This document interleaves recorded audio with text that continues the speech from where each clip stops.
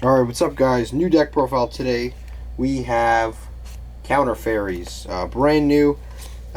We have a new card, Forbidden Droplets, just came out. Really good in the deck because it's searchable. It does a whole lot of things, but we'll talk about it when we get to that card. But a all new build. I think it's a pretty darn competitive build. I added a new card I haven't seen anybody else use in the deck that I think is pretty good in it. So let's get to it. First of all, play 2 copies of Condemned Witch. This card basically on normal summon lets you search any forbidden card, and then on top of that, during your opponent's main phase, you can tribute this card and then special summon any level 4 fairy from your deck, which is really good because you can summon the barrier statue, or you can summon the Bountiful Artemis, which is really good. Either one is really perfect. Play 2 copies of that, and then we're also going to play later on 2 copies of Forbidden Spells. Then we play 3 copies of Barrier Statue of the Heavens, which is basically a card that locks your opponent into only special summoning light monsters, which is very good because there's not a whole lot of light decks in the meta, outside of maybe Eldritch. There's really not a lot of light decks, and we have a card to counter Eldritch in our main deck that I will show you momentarily. But definitely a very good card. Beats this summon. Just summoning this alone a lot of times will actually win you the game. So we've got 3 copies of that. Then we play 3 copies of Bountiful Artemis. Just basically lets you draw every single time a counter trap is activated. It's a continuous effect. It's really good. It doesn't even activate. It's just automatic. But really good effect. This is 3 copies of that. Definitely, this is like a staple. It's one of the better cards in the deck. Next we play 3 copies of Elemental Hero, or sorry, just regular old Honest. Not Elemental Hero, anything. This card's really important for protecting your monsters, and you can also get it to the field with Ties of the Brethren, and then you can bounce it back. But it's really good for that. You definitely need this because it protects the barrier statue. It protects the barrier statue. It protects the Bountiful Artemis. It protects a lot of the light monsters you have on field. This is a very important card, and like I said, it's off of Ties of the Brethren. Ties of the Brethren.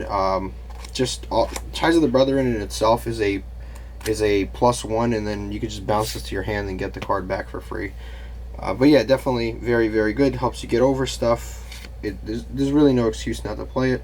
And we play 3 copies of Gliding Ariadne. This card is extremely important because it makes it so you don't have to pay any cost for any of your counter traps. This is good because you can play things even like Ultimate Providence. This requires you to discard the same card that you are negating, but if you have Gliding Ariadne, you don't have to negate anything at all. I mean, you don't have to pay any cost. You don't have to discard anything at all. It doesn't matter if it's a spell trap monster. You don't have to discard anything. Then, of course, the Solemns are all 100% free. And then its second, that's its Pendulum effect. Its Destruction effect, its Monster effect, when it gets destroyed by battle or card effect, you can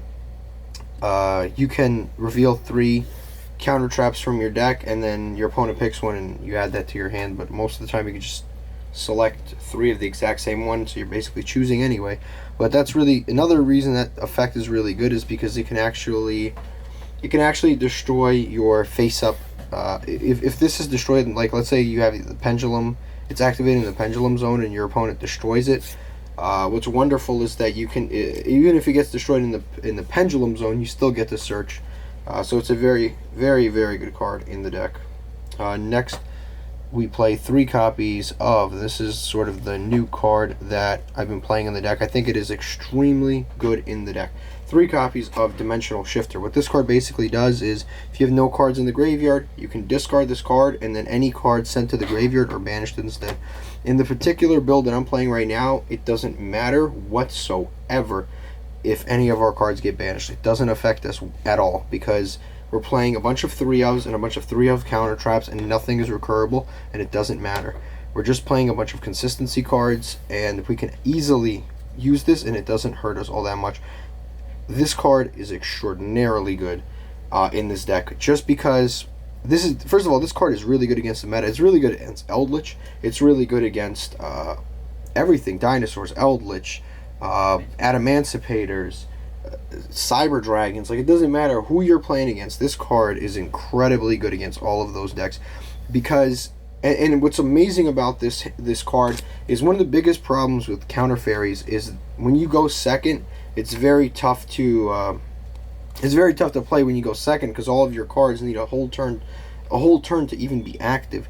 But the amazing part about this card is that, like, let's say your opponent goes first, they're playing Adamanticators, they activate, I don't know, like one of the excavation effects, and then you just, or they start going for all the needle fiber plays, you just use the dimensional shifter, and then whenever they use Jet Synchron or the Phantom Beast Lion or Metal March or any of those combos, they always get banished. You basically just completely just destroy their entire turn. And on top of that, when they lose that Jet Synchron or that Metal Marcher or that Phantom Beast Lion, there's no getting it back because it's banished. They're never getting it back. So it basically buys you an entire turn and allows you to set up the following turn on your own, and then they have to play through your entire counter trap hand. But this card is by far the best hand trap that you can play in Counter Fairies. There's just no excuse not to play it. Next we play 2 copies of Ash Blossom. This card is just like a generically good hand trap. The thing is, you know, I as much as I don't want to play hand traps in Counter Fairies, I'd rather play actual like counter traps. The issue is you need at least some hand traps. Like, you play 5, so you always see at least one of these 5 cards, but you play these only because it is beneficial to, at least to a certain degree, disrupt your opponent, especially with Dimensional Shifter. Like, if you see that, you basically win every single time. Even if you go first and you see Dimensional Shifter, you're still going to win because it lasts for 2 turns. Because, like, let's say you're going first, you activate Dimensional Shifter first, and then you summon, like, a barrier statue, and then you set 3 cards, and it's like your opponent can't do anything. And now you bought yourself multiple turns just because if they try to play into it, they're going to lose, you know, all of their monsters and they're going to have any recursion. But definitely 5 hand traps is very good because that way you're, even if you go second, you're likely to see one. You can disrupt your opponent at least a little bit. Now for the spells. All new spells. We play 3 copies of Pot of Extravagance. It's the best draw spell for this deck. Especially since Card of Demise is at 1. You can also play Pot of Desires, but the issue with Pot of Desires is it's a bit, I want to say it's a bit inconsistent because sometimes you'll banish like, even though we are playing a lot of 3-ofs, sometimes you'll banish cards you actually want to draw. But you could definitely replace this with Pot of Desires because we are playing everything at 3 anyway, so it doesn't matter. But like I said, I just like Pot of Extravagance just a bit better because it's free. There's no cost that matters. Then we play 1 copy of Card of Demise. This is really more of a grind game card. This card is extremely good when you and your opponent are low on resources and you just hit them with a Card of Demise, you draw 3 cards, and then you're going to win because you probably drew 3 counter traps. And with the 3 counter traps, everything they do you're going to be able to stop, and there's just nothing that they can really do about it. But on top of that, the only monster that you want to keep in your hand is the Honest. Outside of Honest, you don't really keep any cards in your hand, and you really don't special summon during your turn except for Ties of the Brethren. The only special summon you really do is the Condemned Witch outside of the Ties of the Brethren. So I just think it's a really good one-off to see. Then we play 3 copies of Ties of the Brethren. This card basically allows you to take one of your Light Fairy level 4 monsters and turn them into 3 Light Fairy level 4 monsters at the cost of 2,000 life points. It doesn't let you attack, but this deck is slow, so it doesn't matter. You're not going to OTK them anyway. Then we play another spell, Forbidden Droplets. This is an all-new spell to play. Forbidden Droplets is extremely good. This is a card that you search off of the normal summon of Condemned Witch. It just came out in Rise of the Duelist. What this card basically allows you to do is you can discard any cards from your hand, and then target that many monsters on your opponent's side of the field, and their attack is cut and their effects are negated. And depending on which cards you send to the graveyard, monster spells and traps, if you send monsters, your opponent can't respond with monsters. If you spend spells, your opponent can't respond with spells. If you send traps, they can't respond with traps. And this card is really good going second, but it's also very good going first, because even if you search it off of Condemned Witch, you can get rid of dead cards. You can get rid of dead cards and then just negate your opponent's effects, because this allows you to send from either your hand or your side of the field. So either way, this card is really, it's by far the best Forbidden card ever released. But yeah, it's very, very good in this deck because you search it for free, and it's an additional disruption on top of the counter traps. Then we play 1 copy of Forbidden Chalice. This is again just for versatility. I wanted to play one chalice and one droplets. I might switch the chalice for a lance, just because lance actually boosts attack, and that can come in handy with the barrier statue. I'm still not completely sure on that ratio, but definitely you got to play the droplets. That's usually the first one you search. So that is all the spells, and now we get to the traps. We play three copies of Solemn Strike. It's one of the ones you really want to see in your opening hand. 3 copies of Solemn Strike, 3 copies of Solemn Judgment, 3 copies of Solemn Warning. So we play all of the Solemns, or at least all of the really good Solemns. We don't play Solemn Scolding because it actually conflicts in a lot of ways. It conflicts in a lot of ways from the rest of our deck. And then we play 2 copies of Ultimate Providence. Might bump that up to 3, just because it's a really, really good card. Just, you know, because under Gliding Ariadne, it literally has no cost. Even with Gliding Ariadne, you always have like an Honest in your hand, so if you need to negate a monster effect, you have it. And then we play 1 copy of Drastic Drop Off.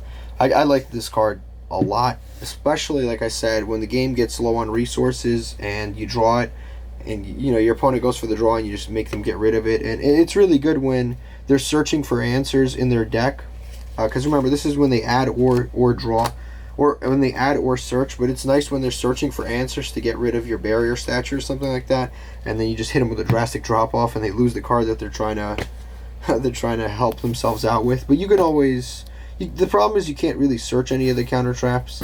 You can recur them, but you can't search them. But we're not playing any of the recurrence spells. But like I said, I went for 100% consistency with this one. I had a very, very good win rate with this online. I won, I would say, like 80-90% of my games, just because, like I said, I went for full consistency. And this card, Dimensional Shifter, by itself will just straight up win you games, because it'll either buy you a turn if you're going second, or it'll just win you the game, because if you go first and you have Dimensional Shifter, they're playing under Macrocosmos and you're negating all their stuff, so they're really not going to be able to play. But that is it. I hope you have enjoyed this video. Definitely give this video a try. Actually, hold on, I have to show you the extra deck too. I was going to say, the extra deck literally does not matter. I don't think I ever went into the extra deck. The only thing I would recommend playing is some of the new Link monsters that came out in Duel Overload. It's like the Parshath monster. That's about it. Those are the only monsters. And stuff like the Utopia package is good in the extra deck. The rest I literally just fill with I think when I was testing online, I just filled with random stuff that I never even went into. To be 100% honest with you, the extra deck literally does not matter for this deck. It is the extra deck is completely free. It's you can play anything you want. You can play Super Polymerization targets. That'd probably be the best thing. Either Super Polymerization targets or Ghost Reaper and Winter Cherries targets, like just in case you want to run that in the side deck. Ghost Reaper and Winter Cherries is still a viable card, especially since you can just snipe a Crystron Needle Fiber, and if you snipe that, you actually demolish a lot of your opponent's combo potential, because virtually every deck right now is using Crystron Needle Fiber. So if you just hit him with a Crystron Needle Fiber off the Winter Cherries, you'll win a lot more games that way, because none of those other cards like Metal Marcher or Link Cross matter if you just hit the Crystron Needle Fiber. But that is it. Thank you for watching, and have a terrific day.